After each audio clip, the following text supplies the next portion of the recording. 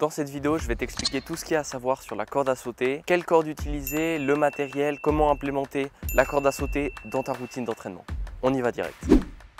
Donc tout d'abord, pour qui est destinée la corde à sauter? On a toujours cette image de la corde à sauter qui est un sport de filles, mais la corde à sauter c'est vraiment destiné à tout le monde, que tu sois un crossfitter, que tu intègres ça à tes entraînements avec des burpees et d'autres exercices explosifs, ou alors juste si tu es un fan de musculation ou d'un autre sport et que tu souhaites travailler ton explosivité, ton cardio en fin de séance. La corde à sauter est aussi une bonne alternative à d'autres sports d'endurance comme le vélo, la course à pied ou encore l'aviron. Tu peux implémenter la corde à sauter comme je te l'ai dit en fin de séance ou alors garder ça en début de séance pour un petit échauffement. Si tu vas par exemple faire des squats ou juste travailler en course à pied, ça peut être un bon échauffement pour travailler tes mollets et ta réactivité. L'attrait de la corde à sauter est que c'est un sport très complet. Tu vas travailler ta coordination, ton explosivité, ta créativité aussi, ainsi que ton cardio. Ce qui est bien, c'est qu'en fonction de ton niveau, tu vas pouvoir varier les sauts, tu vas pouvoir seulement faire des sauts normaux où la corde elle passe une fois entre tes jambes, puis des double under où la corde elle passe 2 fois sous tes jambes.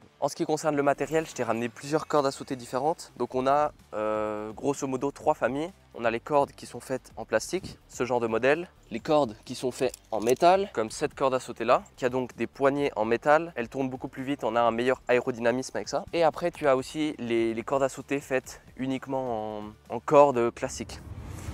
En corde classique, je ne trouve pas de synonyme, juste une corde quoi. Et donc ça, ces cordes à sauter là, c'est pas forcément les plus aérodynamiques non plus. Les meilleures cordes à sauter, ça reste celles qui sont faites en métal avec des manches assez longs et assez lourds qui vont te permettre de mieux solliciter tes poignets. Donc en ce qui concerne la technique, il faut vraiment avoir les poignets qui travaillent. Il faut que tu puisses te sentir à l'aise, que la corde à sauter, elle frappe le sol, mais sans traîner sur le sol. Donc ça doit donner un léger impact sur le sol. Donc maintenant, je mets la corde à sauter derrière moi, je vais l'engager. Et quand je fais de la corde à sauter, c'est seulement les poignets qui bougent. Donc là, il y a uniquement mes poignets qui bougent.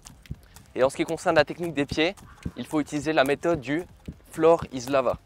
Donc c'est le challenge qu'on voyait beaucoup sur les réseaux. Les pieds, ils vont décoller et comme ça, on aura un temps d'impact minime avec le sol. Une fois que cette première version de corde à sauter est maîtrisée, tu peux faire ce qu'on appelle les double under. Donc tu fais 2 sauts à chaque fois ou les triple under.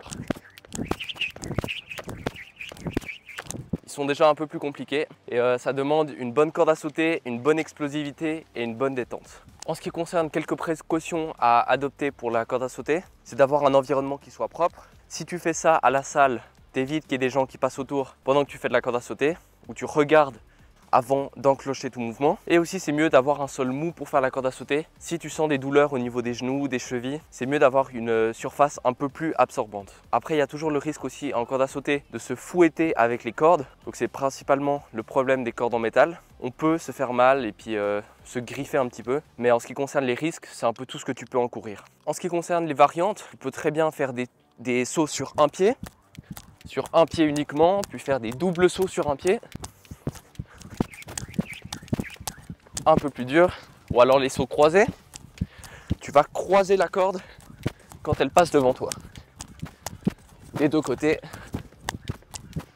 Et voilà. Après, il y a plein de variantes où tu vas pouvoir passer sur le côté, faire des tricks sur le côté avec ta corde. Mais moi, je préfère garder les choses simples, comme les sauts simples, les sauts doubles, les sauts triples, ou même quadruples.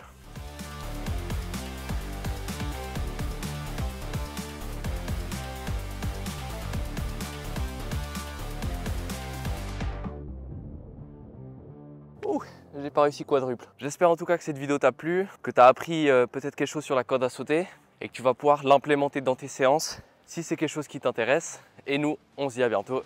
Ciao.